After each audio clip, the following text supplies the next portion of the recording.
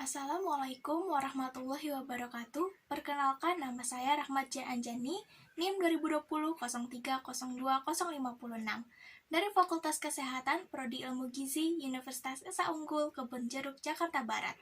Saya di sini akan mewawancarai dua narasumber untuk memenuhi tugas ujian pendidikan kewarganegaraan yang berjudul Tertib Membayar Pajak dengan dosen pengampu Ibu Widya Suti, Sarjana Pendidikan Magister Pendidikan. Pajak adalah kontribusi wajib kepada negara yang terutang oleh orang pribadi atau badan yang bersifat memaksa berdasarkan undang-undang, dengan tidak mendapatkan imbalan secara langsung dan digunakan untuk keperluan negara bagi sebesar-besarnya kemakmuran rakyat. Biasanya pajak dibayar setiap bulan untuk penghasilan perusahaan atau karyawan, sedangkan pajak bumi dan bangunan terutang setiap tahunnya. Sekarang kita akan mewawancarai narasumber pertama. Assalamualaikum warahmatullahi wabarakatuh. Waalaikumsalam warahmatullahi wabarakatuh. Selamat pagi Ibu, apa kabar? Baik. Sebelumnya perkenalkan, nama saya Rahmat J. Anjani. Kalau Ibu berkenan, saya ingin sedikit mewawancarai Ibu berkenaan dengan perpajakan. Terima kasih Ibu, boleh perkenalkan dari diri Ibu terlebih dahulu dan pekerjaan Ibu. Ya, nama saya Ibu Ani Lutfia, pekerjaan saya ibu rumah tangga. Baik Ibu Ani, boleh saya mulai mewawancarai Ibu tentang pajak? Boleh. Menurut Ibu, apakah masyarakat Indonesia harus membayar pajak dan mengapa? Karena sebagai warga negara yang baik, kita memang harus membayar pajak karena itu untuk pemasukan negara. Oke. Apakah Ibu melakukan pembukuan atau pencatatan? Tidak. Sejak kapan Ibu membayar pajak? Sejak tahun 2018, sejak memiliki NPWP. Apakah Ibu tepat waktu dalam proses pembayaran dan pelaporan pajak? Iya, lapor sebelum bulan Maret. Apakah Ibu mengalami kesulitan dalam menghitung pajak? Iya. Apakah Ibu mengalami kesulitan dalam pengisian SSP dan SPT pajak serta pelaporannya? Iya. Apakah Ibu mengalami kesulitan dalam pembayaran pajak? Iya. Jika mengalami kesulitan, apa yang Ibu akan lakukan? Telepon kering pajak. Apakah Ibu mengetahui mengenai pengenaan pajak final dan pajak tidak final? Iya. Apakah Ibu mendapatkan sosialisasi dari Direktorat Jenderal Pajak mengenai PP nomor 46 tahun 2013? Tidak. Pemerintah menyatakan bahwa maksud dikeluarkannya PP nomor 46 tahun 2013 adalah untuk memberi kemudahan dalam perhitungan pajak. Bagaimana pendapat Ibu terhadap kemudahan dan penyederhanaan pajak PP nomor 46 tahun 2013? Diberikan kemudahan untuk UMKM, namun saya bukan UMKM, jadi tidak berpengaruh terhadap saya. Beberapa kasus korupsi menyebabkan menurunnya kepercayaan masyarakat terhadap pegawai pajak. Bagaimana menurut Ibu?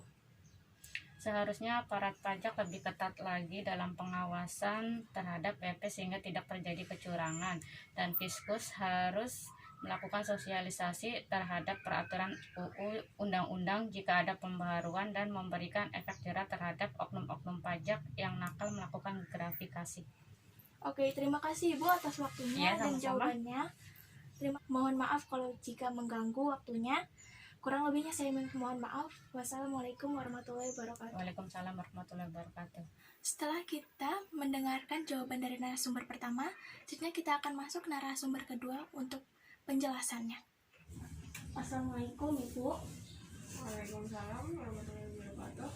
Maaf sebelumnya saya mengganggu Ibu sore-sore. Terima kasih Ibu sudah menyempatkan waktunya.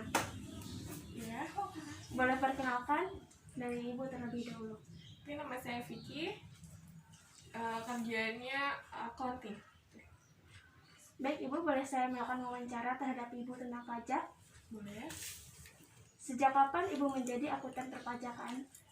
Baru-baru ini Suka dukanya jadi akuntan perpajakan? suka dukanya lebih ke aturan-peraturan, harus update peraturan terbaru, lebih itu sih. Untuk sukanya tidak ada yang begitu suka sih, jadi harus learning by doing juga.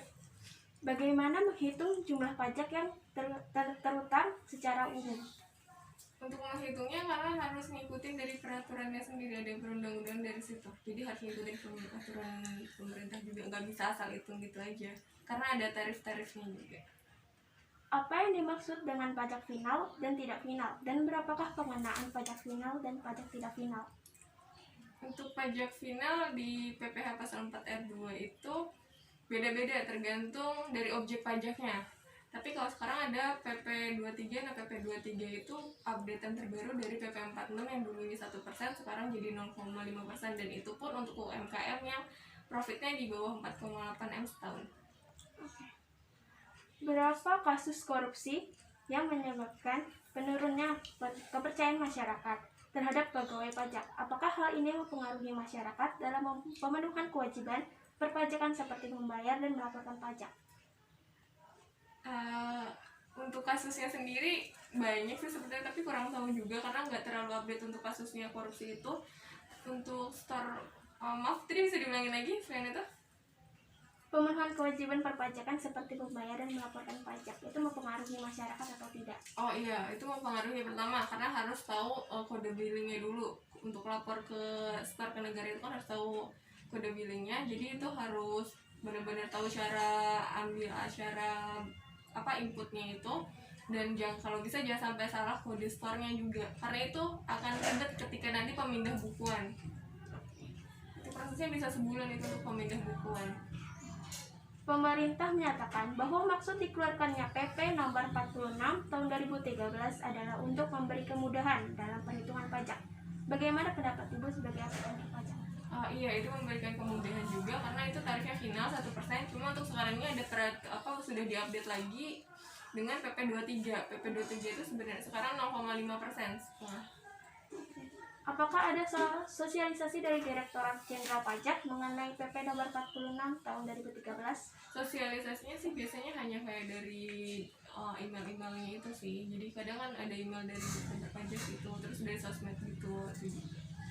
Untuk sosialisasi langsungnya sih tidak sih. Paling kalau ada apa-apa penyuluhannya langsung nanyanya ke sana. Apakah perlu masyarakat melakukan pencatatan atau pembukuan dan mengapa? Itu perlu sesuai dengan ada aturan pemerintahnya juga, itu ada aturan undang-undangnya juga, karena itu kan nanti untuk basic penghitungan pajaknya sendiri. Jadi untuk lapor untuk tahu kayak jumlah-jumlahnya itu dari situ juga laporan keuangannya itu. Apa yang terjadi jika proses pembayaran dan pelaporan pajak terlambat? Itu ada denda bunga, denda telat lapor, denda gitu. Berapa besar perkiraannya? Besarnya itu kalau SPT masa itu 100.000 masa bulanan tuh. Nah kemudian kalau tahunan tuh ada 1 juta untuk tahunan badan. Kemudian kalau PPN kalau salah 500.000. Bagaimana cara menghitung pajak yang mudah? Yang mudah, saya rasa sulit semua, tidak ada yang mudah. Bagaimana cara membantu masyarakat yang kesulitan untuk membayar pajak? Kalau mereka sih lebih tanya sharing ke orang-orang pajak situ sih. Enggak, sering update peraturan juga, terus dari sosmed juga bisa. Banyak sih itu. Discuss di online pajak, di Ortex. Bagaimana cara membantu masyarakat dalam pengisian SSP dan SPT pajak serta pelaporannya? Membantunya mungkin lebih langsung sosialisasi ke mereka, tapi kan ini lebih perannya untuk fiskusnya sendiri yang harusnya yang orang pajaknya sendiri yang membantu, bukan lebih ke saya, ke masyarakat. Bagaimana jika di Indonesia tidak ada pajak? Indonesia nggak bisa maju dong, kan penerimaan negara dari situ, itu devisa negaranya. Apakah pajak wajib dikenakan ke semua masyarakat Indonesia? Saya rasa semua orang pasti kena pajak. Contohnya kayak PPN nih, secara nggak langsung semuanya bisa pembayaran ada PPN-nya itu sih, itu kan termasuk di dalam kontribusi bayar pajak juga. Terima kasih Ibu atas waktunya dan terima kasih buat jawabannya. Oke. Assalamualaikum warahmatullahi wabarakatuh. Waalaikumsalam. Kesimpulan yang kita dapat dari narasumber pertama dan narasumber kedua yaitu pajak harus wajib dibayar oleh setiap orang karena pajak merupakan bagian pemasukan untuk negara. Pajak dibayar wajib tepat waktu, jika tidak akan mendapatkan denda. Pemenuhan kewajiban pajak akibat korupsi sangat mempengaruhi persepsi masyarakat.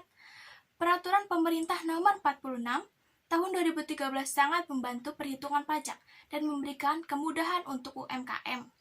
Sosialisasi tentang pajak PP nomor 46 tahun 2013 sangat jarang, bahkan masyarakat tidak tahu.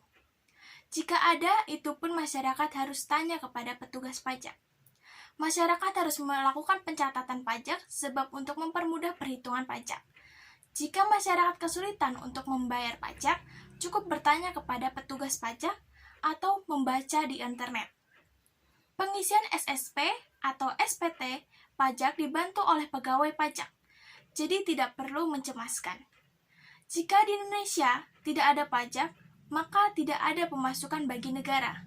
Jadi, ayo ramaikan untuk tertib membayar pajak agar Indonesia bisa maju dan lebih sejahtera lagi. Sekian dari wawancara saya bersama para narasumber. Jika ada kekurangan dan salah kata, ucapan, atau perilaku, saya meminta maaf sebesar-besarnya. Assalamualaikum warahmatullahi wabarakatuh.